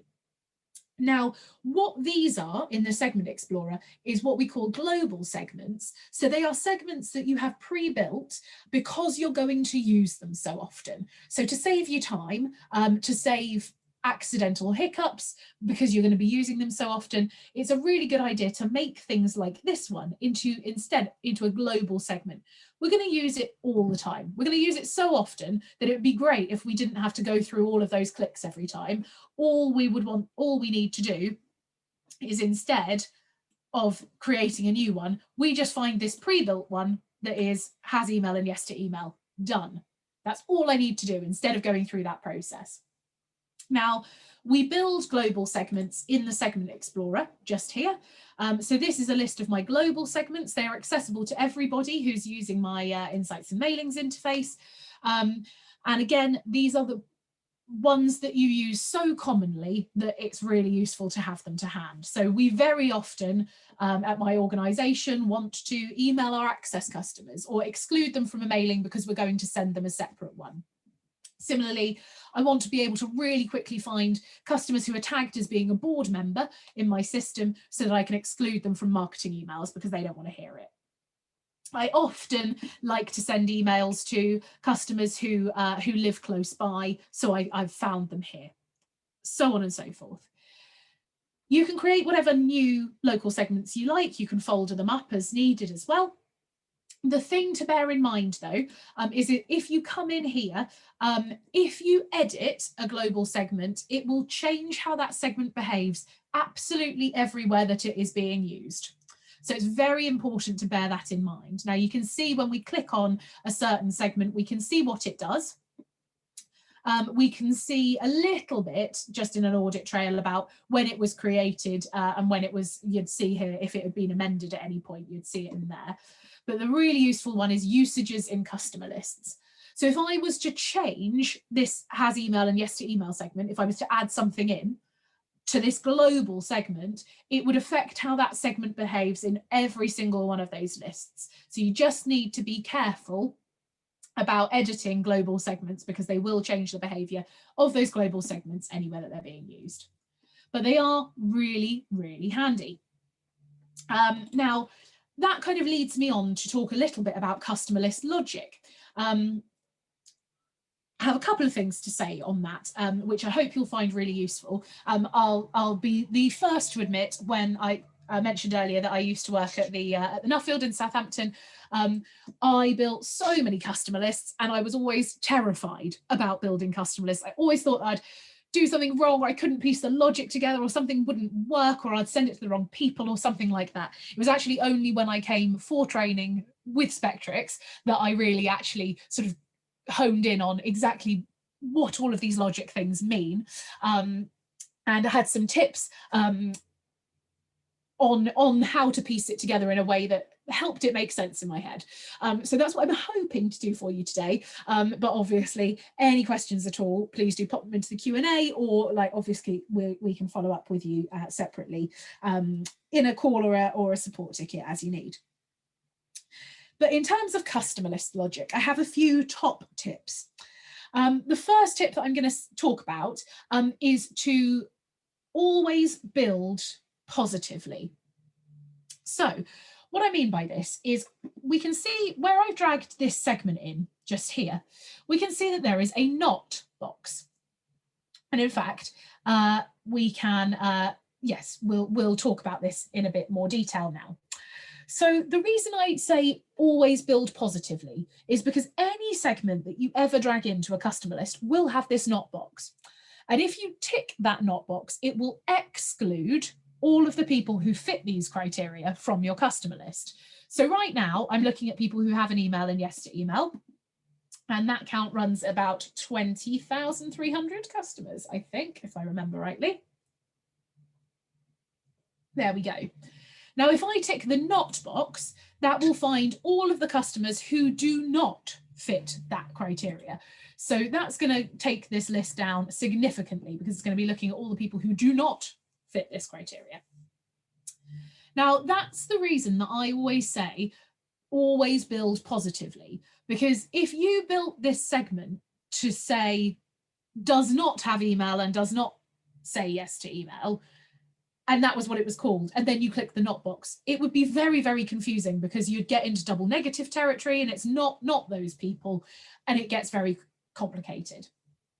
So that's why I say always build positively. That's going to be even sort of better explained now, where I talk about the difference between the different kind of rules that we have in a customer list. And by that I mean this and this or.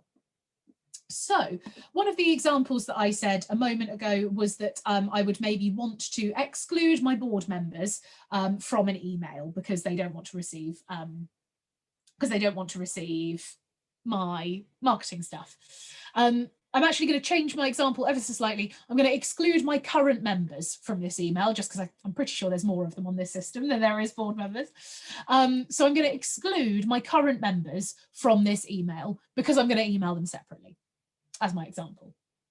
So if I wanted to find everybody who is a current member and exclude them from my list, I'm going to look at this positive segment that looks at all of the current members and drag it into my and then click not those people. So what that does for us now is to say that to be in this list, you have to have an email address, say yes to email, and not be a current member. So that's going to take us to somewhere in the region of 2,300 still, but it's going to decrease my list slightly. Yeah, there we go. So the difference there is about 8 customers on my database who are my current members. So that brings me on to talk about these and or rules.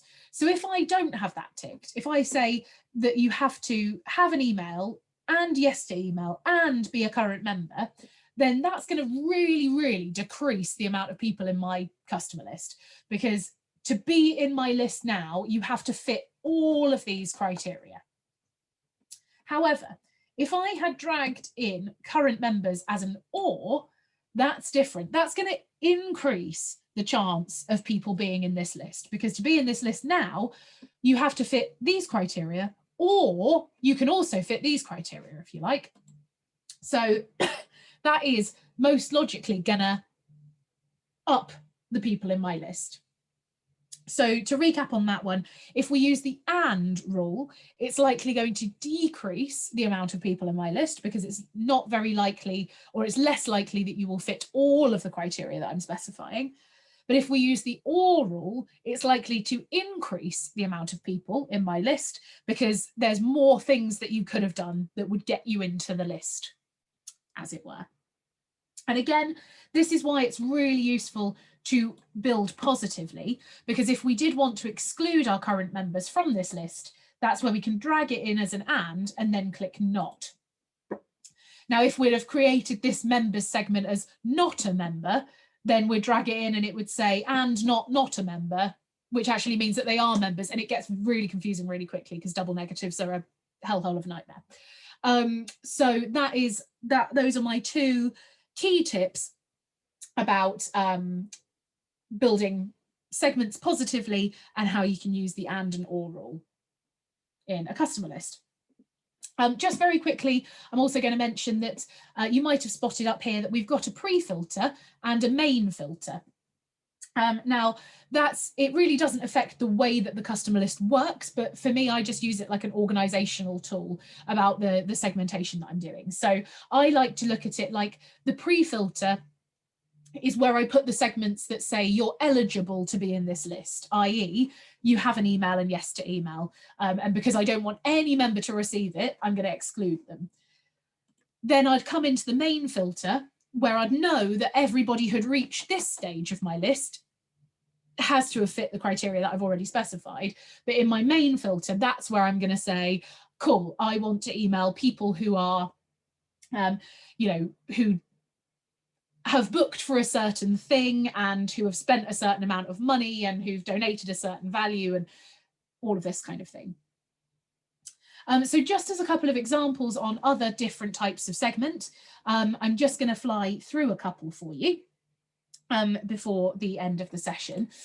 So when we were looking at the types of segment, we just built a customer segment. So we've had a little look at what a few of the things that those can do. But of course, you saw there were lots and lots of other things that could be done in there.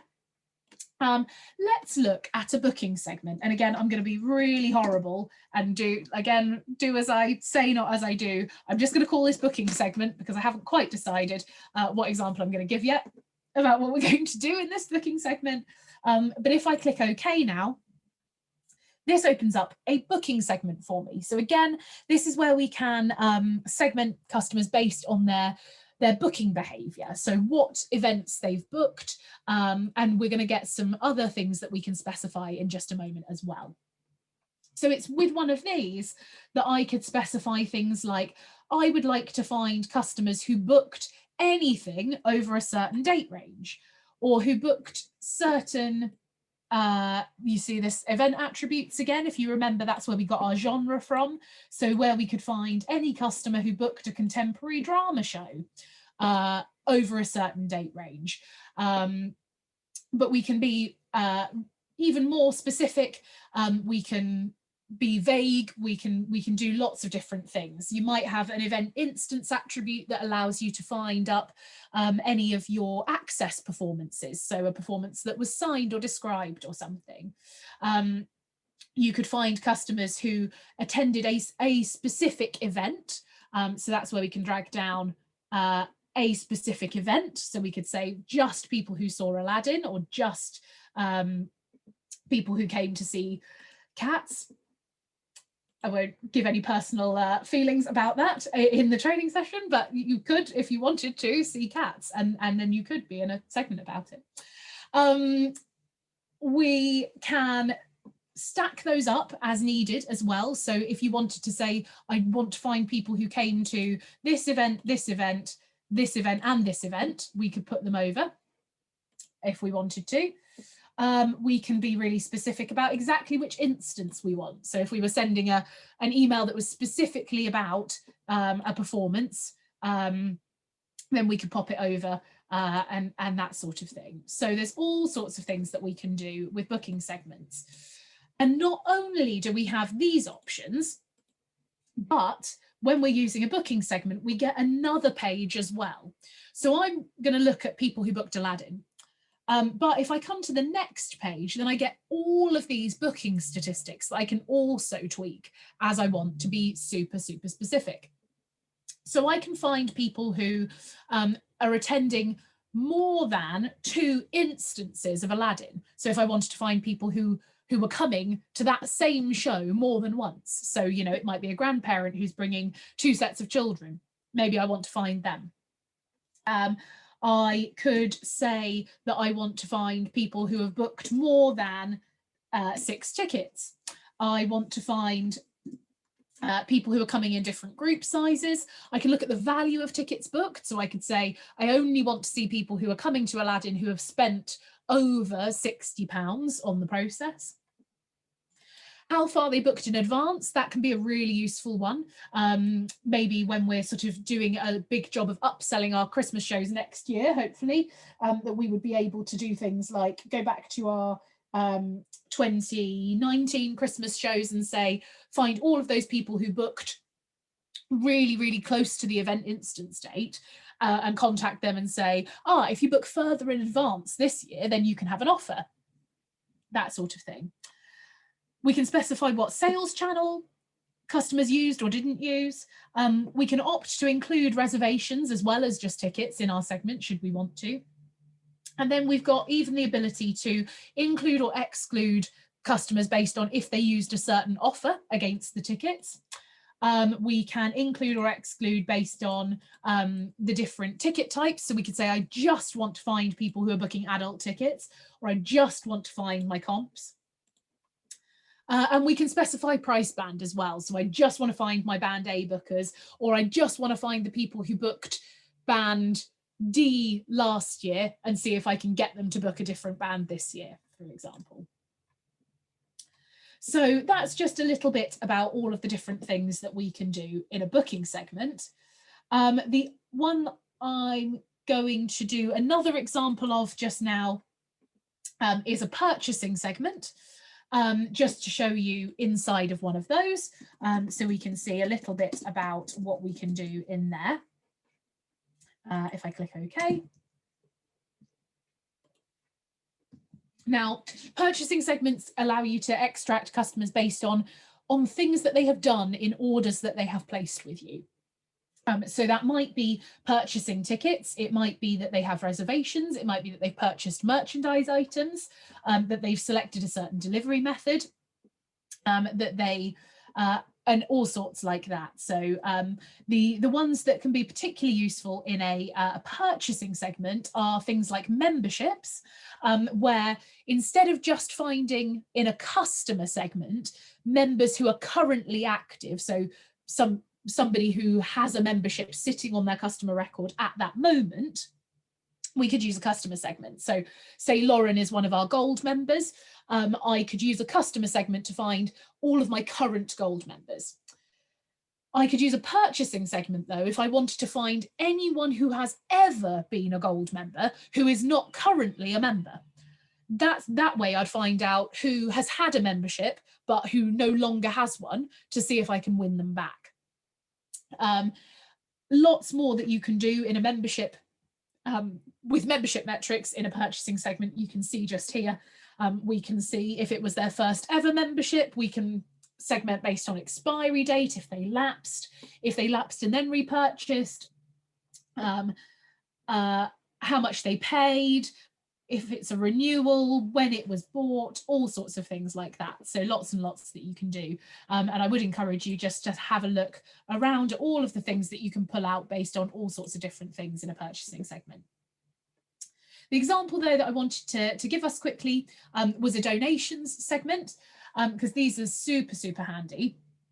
We looked a little bit earlier at that donations report where I specified that I wanted to look at people who just donated over £100 to a certain fund. Now, if I use metrics from this donations wrapper again, yes, I absolutely could.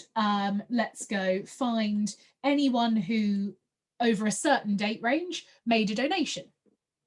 Now, I could drag amount into here, and that would allow me to say, I want to find anybody who has donated, made a donation of over £50 this year, for example. So what that would do is find anybody who in one go donated £50 or more. Doesn't matter how often they did it, as long as the donation was worth £50 when it was purchased. Great. How about though, if we wanted to find, it's not about the amount of the donation in itself, but I want to see if anybody has cumulatively donated over £50 to me. So the difference being, at the moment, this segment would just find people who put a £50 donation into their basket or a £100 donation into their basket, etc.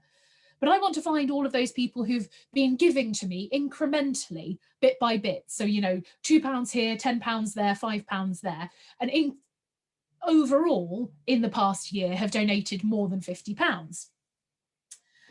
If I want to do that, that's where a purchasing segment can be really handy. Instead of using amount there, I'll just go, because I want to look at this year, I'll put date transaction confirmed is this year. And then on this next page in my purchasing statistics, this is where I get the total value of items purchased.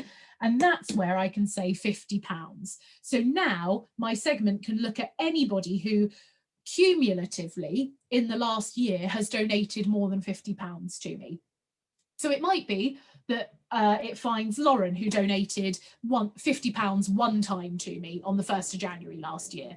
But it might also find Georgie, who's given £2, £5, £10, 50, etc. across this whole year, and it's got to over £50. But it would also find Tom, who has donated £1,000 to me in one big chunk. So hopefully you can see how that could be useful, especially if we're looking at things like membership drives and all of that kind of thing, looking into the new year. I'm very, very quickly going to, show you a marketing segment in just a second. Sorry, don't know quite what happened there. Might have had a blip in my internet. Let me just head back because I'm very quickly going to just show you what the inside of a marketing segment can look like. So you've seen it as well, marketing. These are the options that we have in a marketing segment. This is where we can specify an individual mailing. So I can say I want to find people who received a specific mailing from me. So my example mailing. And again, you've got lots of little bits of search function there. But we can also go and use things like mailing category, the sent date, receipt date, and so on. And then if I'd had any links in that email, it's only a shoddy example one, I'm afraid, but we also have the mailing statistics page. So I could say, have customers opened the email? Did it bounce? Did they block it? Did they unsubscribe? Did they click a link? Or even if I'd had specific links, I could say, did they click that specific link? So lots that we can do in those as well. Now, just to finish up, I'll head over to this output tab in the customer list. That's where we can decide if we were to output this list, so actually get a list of customers, then what would we find out about them? And the thing to bear in mind with a customer list, of course, as I mentioned at the beginning, is that a customer list is a list of customers. So yes, in my list, I'm saying that I want to look at customers who donated a certain value over a certain date range. But ultimately, if I run that list as a CSV, I can only just find out who they are. I'm not going to find out more about those donations because this is a list of customers. But these are all of the things that I can output about those customers. So customer ID being a really useful one, so I can search for them in the sales interface. But you've got all of these that you can put as your output columns. Now, on that example, if we actually wanted to output this customer list, we could choose output as CSV, and it would give us a CSV, a list of these customers. If I wanted to run this customer list through a report, that could be really useful in terms of finding out a bit more about my customers. So say we were using that purchasing segment to find out customers who donated cumulatively over £50. I could run that through a donations report.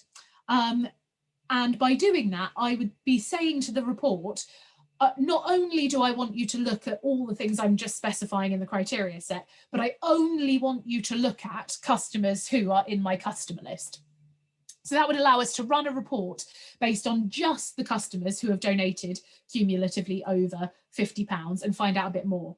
That's also a really good way of doing sort of crossover analysis as well. If you were to build a list of customers who have booked for Aladdin and run it through the customer behavior analysis report, that's where we could find out the sorts of tickets that they're booking, what other sorts of shows they're booking, and all sorts like that. So that kind of combination of a customer list and a report can be really useful to give you lots of information.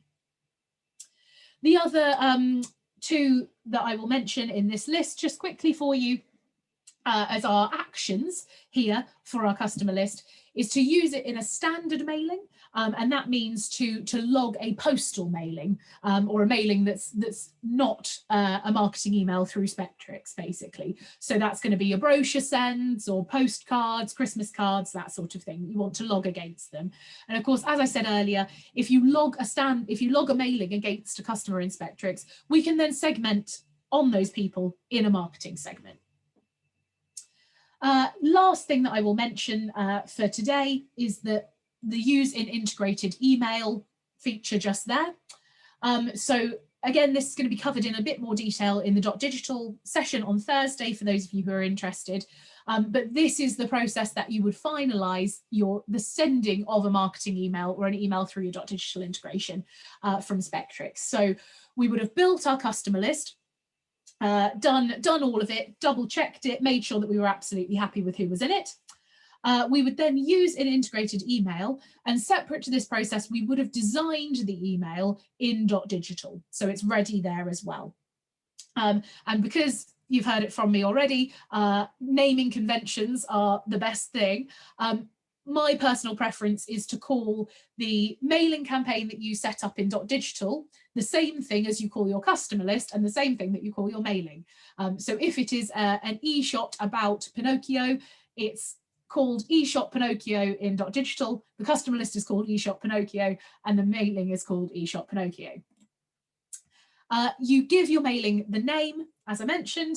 You choose your mailing category. If that's not something that's familiar to you, you can have a little read of it in the support centre after this session. We set when we want to send it immediately. In this case, we then choose the customer list we want to send it to, choose the email template from the from .digital that we want it to go to. That's a bad example, actually. Don't worry about this too much. If you're doing some split testing, though, do hit us up with some questions. And then we can also do our target events. That's basically the way that you tell Spektrix what that mailing's about, which can run some return on investment reports for you in the system. But we will be sending out some more detail about all of that. And again, a lot of this will be covered in the session on .digital this week as well.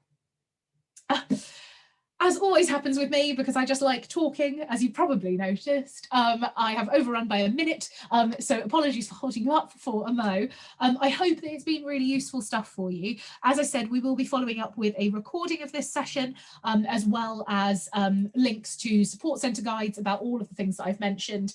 You got the link in the chat about signing up to more of our online group training. As I said, you're welcome to come to as many sessions as you like, come to them again if you want, but obviously you'll be able to watch this one back at your leisure as well. You can get in contact with us whenever you need if you've got any questions. I'll be sticking around for just another couple of minutes, so if you are frantically typing a question into the Q&A, I will stay around for a couple of minutes just in case there are any questions. But I really hope it's been a useful one for you. You know where we are. And it's possible that I won't see or speak to many of you before the Christmas period. So however you choose to celebrate Christmas or enjoy that time, I really hope that you have a lovely one, a well-deserved rest at the very least to all of you. So thanks ever so much for joining us today. And yeah, do let us know if you've got any questions. Otherwise, we will speak to you soon, we're sure.